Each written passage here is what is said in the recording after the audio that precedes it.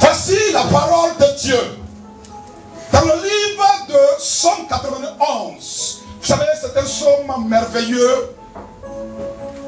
Oh, j'exhorte chaque enfant de Dieu à relire ce psaume à la maison, à prendre son temps pour méditer chaque parole de ce psaume.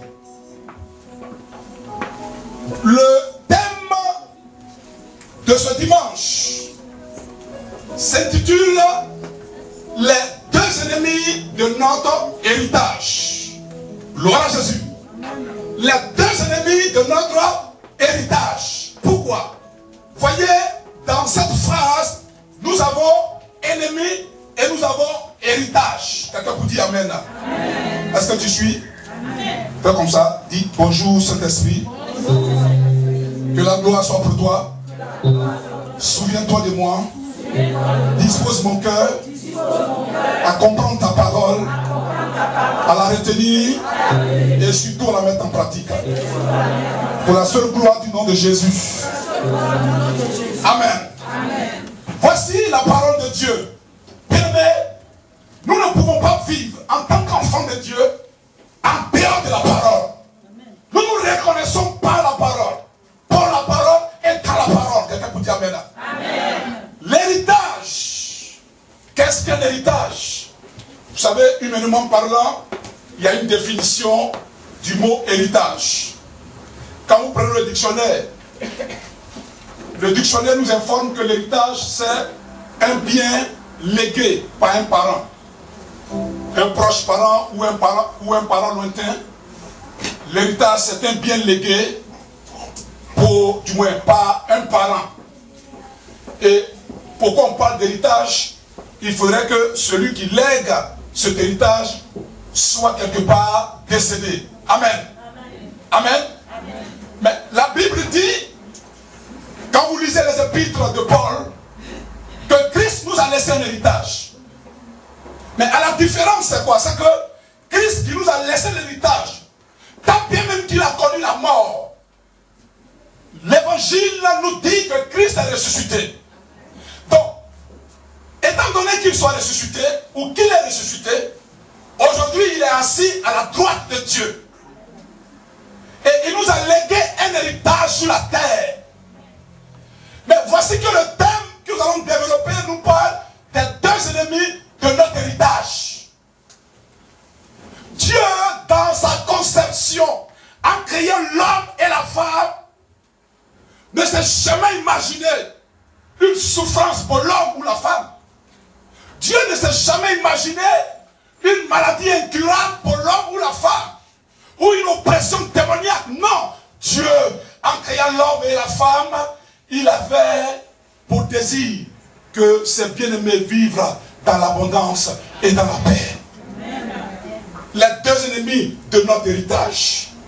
Vous connaissez l'histoire du jardin d'Éden, où Satan est venu par la ruse tromper Ève et Adam. Ensuite, le péché s'est introduit dans la vie de l'homme.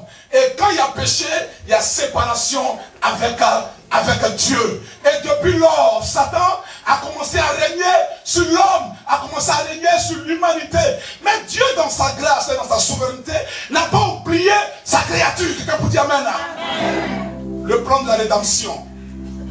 Dieu fait homme. Aujourd'hui, j'ouvre la parenthèse, beaucoup de ceux qu'on appelle les persécuteurs de l'église de Jésus-Christ prétendent que Dieu ne peut pas prendre la forme humaine, ou Dieu ne peut pas laisser son trône et venir mourir pour les péchés que nous sommes.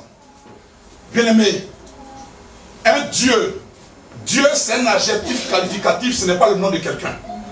Dieu, D-I-E-U, c'est un adjectif qualificatif. Donc, quand on dit quelqu'un est Dieu, c'est-à-dire qu'il est au-dessus. Il est au-dessus. Alors, comment ce Dieu-là peut-il prouver sa suprématie si toutefois il ne vient pas au milieu des personnes qui prétendent être ses créatures, manifester un amour suprême?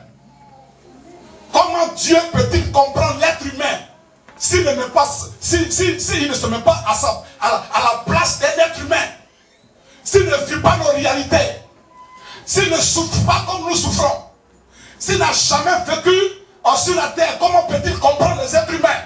S'il n'a jamais connu la soif et la faim, comment peut-il comprendre ceux qui crient à lui pour dire Seigneur, souviens-toi de moi? S'il n'a jamais connu, vous voyez, la persécution ou les outrages, comment peut-il sauver ceux qui sont persécutés?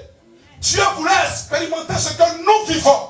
Raison pour laquelle, expressément, il est venu. Dieu fait homme, Jésus. Dieu fait homme. Alléluia. Dieu est descendu pour nous sauver, pour arracher la clé du séjour des morts entre les mains de Satan. C'est pourquoi aujourd'hui, tous ceux qui croient au nom de Jésus, la Bible dit qu'ils sont sauvés. Amen.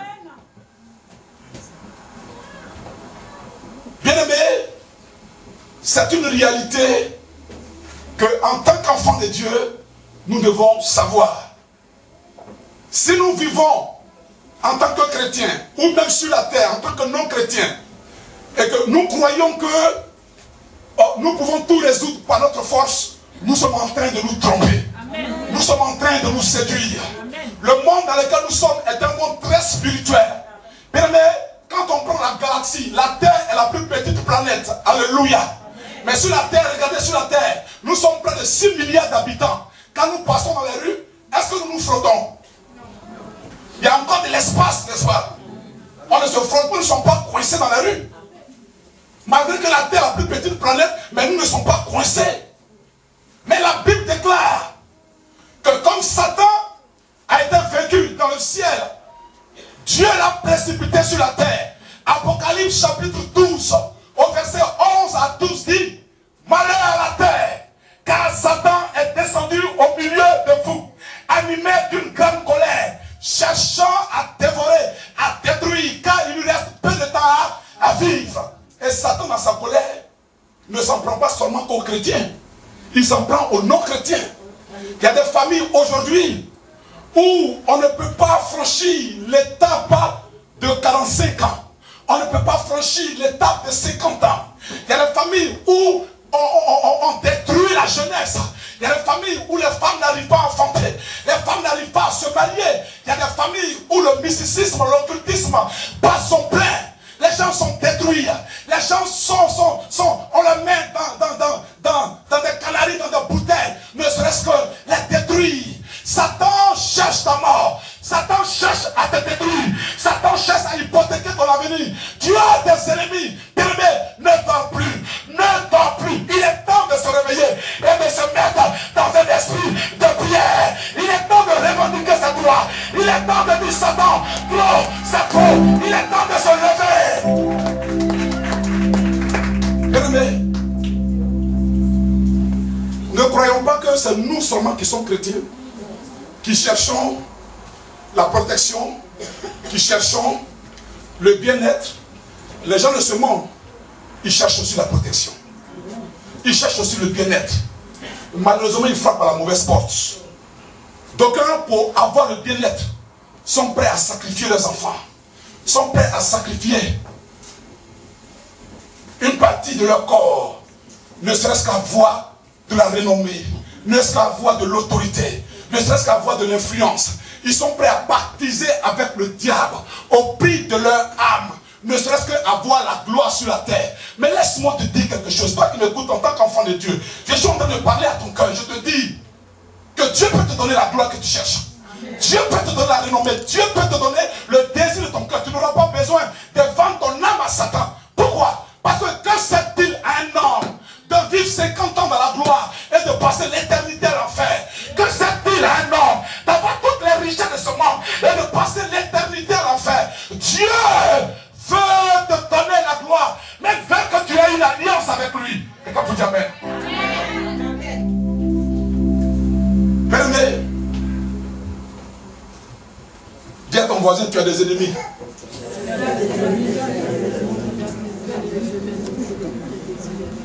De notre héritage. Nous avons un héritage.